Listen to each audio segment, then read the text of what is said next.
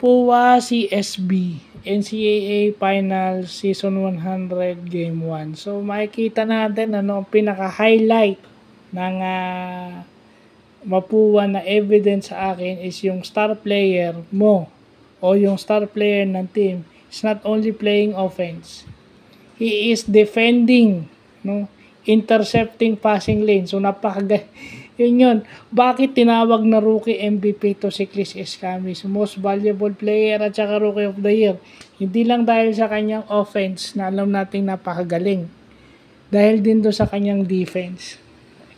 Alam natin ang binild may height, may length, may athleticism, pero dinaan ng Mapua sa smart basketball, no? Ini-intercept nila yung mga pasa ng binild, nadi-disrupt nila yung mga plays. At dahil doon nakaka-layup sila ng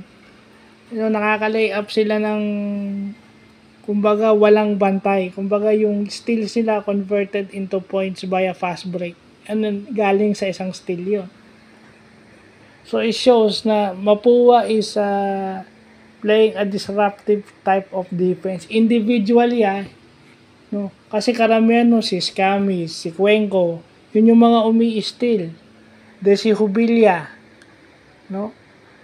Tsaka dapat itong ginagawa ng binid, alam naman nila si Escamis dapat laging may taong naka-attach dito. Hindi dapat ito nilalayuan.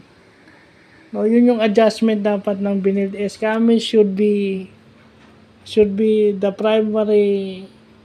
primary o unang-unang laman ng scouting report nyo.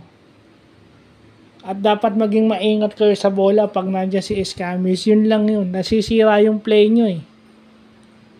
At dahil doon, nalalamangan kayo ng malaki ng Mapua. Kasi, hindi na kayo nakaka-score, pero sila umi-score sila ng pass break na walang kahirap-hirap.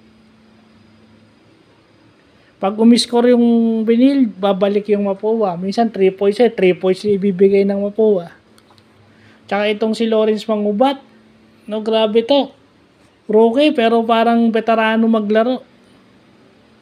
So, yun lang nakita natin sa NCAA Finals, no? Game 1 pa lang naman. So, meron pang Game 2. Tatabla ba o magcha-champion na yung Mapua? Kasi best of 3 lang. So, yun lang yung nakikita natin dito sa Mapua Cardinals at saka sa CSB Blazers.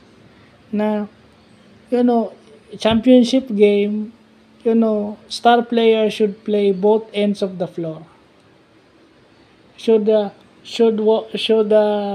prioritize their assists, their scoring, and their rebounding. And of course, defense.